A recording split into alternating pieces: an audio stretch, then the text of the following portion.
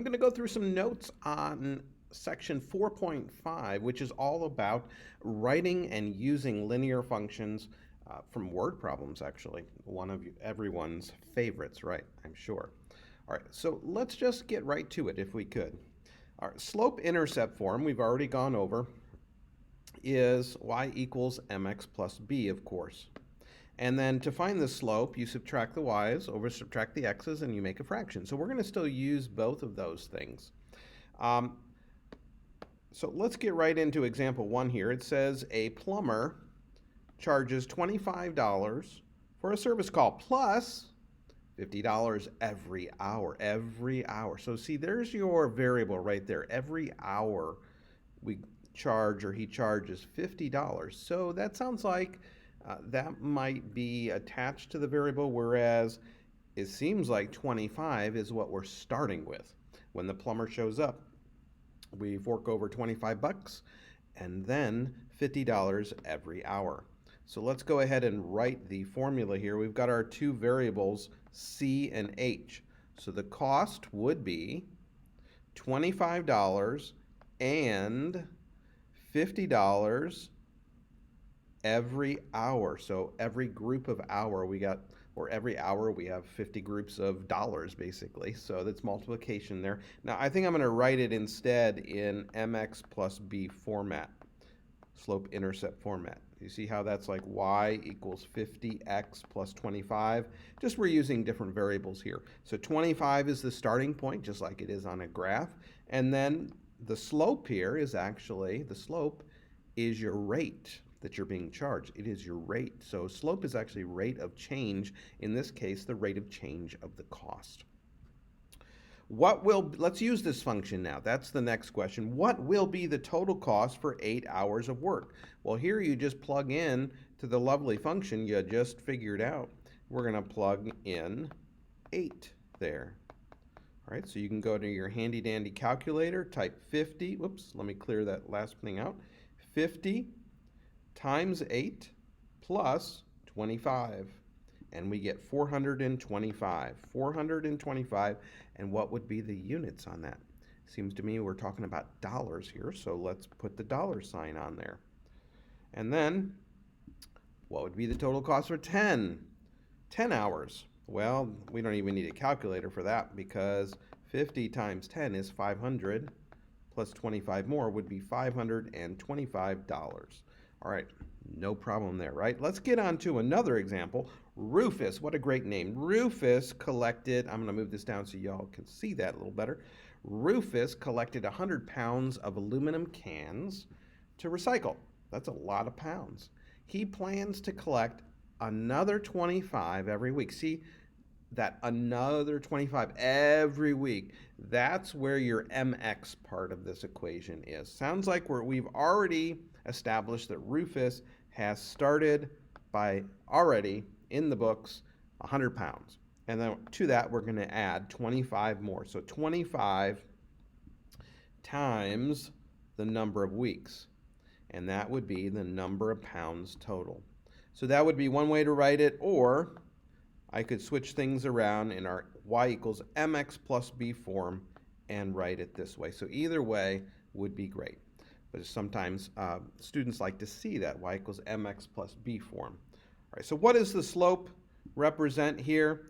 It is the rate of aluminum can pickup here, all right? What does the y-intercept represent? It's the starting amount. It's the, quote, in the books amount that I mentioned. How long will it take? Now this one's a little different. How long will it take? In other words, W equals question mark. How long will it take Rufus to collect 400 pounds of cans? Now, a common mistake here is to put the 400 in for W, but it's not. This is actually P equals 400. So let's put that in. 400. All right, I'm looking up here now. Okay, I'm taking it from up here. I'm putting 400 in for P equals 25 times W plus 100. Now we have an equation to solve. So let me zoom in and let's go ahead and solve this equation. minus 100 on both sides. 300 equals 25W. You divide by 25 on both sides, divide by 25, and that would be W equals 12. So the answer is 12 weeks. It's gonna take 12 weeks until he actually picks up a total. Remember, he started with 100, a total of 400. In other words, 300 extra. Here's another example. A caterer charges $120 for a party of 15. And then here's a second data point, and then $200 for 25. You see how we've got two data points here? So you should actually think about the fact that we've got an x1, y1 and an x2, y2. We've got 2 points. Assume that the cost y, all right, is your dependent variable, and then that the number of people is going to be your x variable or your independent variable. So we've got 2 points here. We've got 15 turns into $120, and then 25 turns into $200. Now apparently we know this is a linear function because that was told to us, so now we can solve for the equation of the line. Now you did this in the last couple sections. We have to first start by finding the slope. The slope would be where you subtract the y's over subtract the x's. So that would be 80 over 10, which is 8. All right, 8 is the slope. So we would write y equals 8x plus b.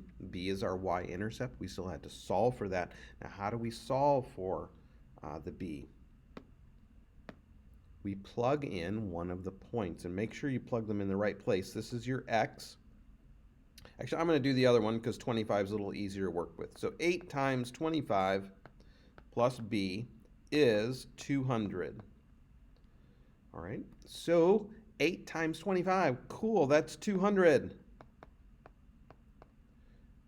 So it turns out b is 0. So our model here is y equals 8x. You don't have to put the plus 0 in there. Just leave it y equals 8x. So what does the slope represent? That is the cost per one person, actually. Cost per person, dollars per person on this situation. How much would a party for 40? So you simply take 40 times 8, and you get $320. See how easy that is? All right, so there's a few more problems here. I'm going to go ahead and let me do one more here. If you want to pause the video and go ahead and try this one on your own, that might be a good idea. Ready? I'll give you a second to pause. Ready? 3, 2, 1, pause. Okay, let's dig in. A canoe rental service charges $20 transportation fee. That sounds like it's boom, up front. $20 and how much? $30 per hour. Underlining the important information here. $30 every hour, and this is your cost. Now they actually said use y and x, so let me go ahead and use y. Oops, that was the worst 3 on the planet, huh? 30x plus 20. So there would be your equation. It's called a function relating x to y. What would be the cost of renting for 6 hours? Just plug in the 6 for x, and you're going to get your cost. So y equals, that's $200. $200. You see how that works? All right, let's skip this next one and go down here to number 3. A video rental store, those used to exist actually, charges a $20 membership fee. That sounds like an upfront, right? And $250 for each video rental. So why don't you pause the video and see if you can answer these 3 questions, and then I'm going to go through them, of course. 3, 2, 1, pause. All right, let's dig in. We have a linear function where the cost would be 20 and $250 every rental. So you could write it that way, or you could reverse them, of course. If 15 videos are rented, what is the revenue? the revenue would be 20 plus 2.5 times 15. All right, so I'm going to come over here. I'm going to clear that out. 15 times 2.5 plus 20 equals, the revenue is 57.50. 57.50 would be the answer there. All right, so now this is a little different. If a new member has actually paid $67.50 in the last 3 months, how many videos were rented? Now the 3 months thing, by the way, that is not even used. We don't need that information, so don't be thrown off by that. $67.50 is what they paid.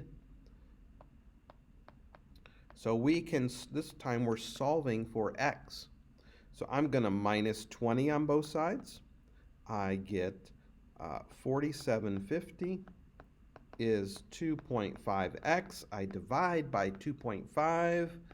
I go to my handy dandy calculator. 47.50 divided by 2.5. And I get 19. Sorry, my face is sort of covering up that, isn't it? X equals 19. 19 rentals would be the units on that. All right, so in this video, I went over how to use a linear function to model a real-life situation. You're always going to have a starting amount, and that's your B value, and then your rate of change, like the number of hours might change, or the number that you buy might change. So that's going to be your variable X, and then your slope is actually the amount charged, or the amount that has to do with that particular independent variable. All right, good luck on your assignment. Let me know if you have any questions. Take care, guys.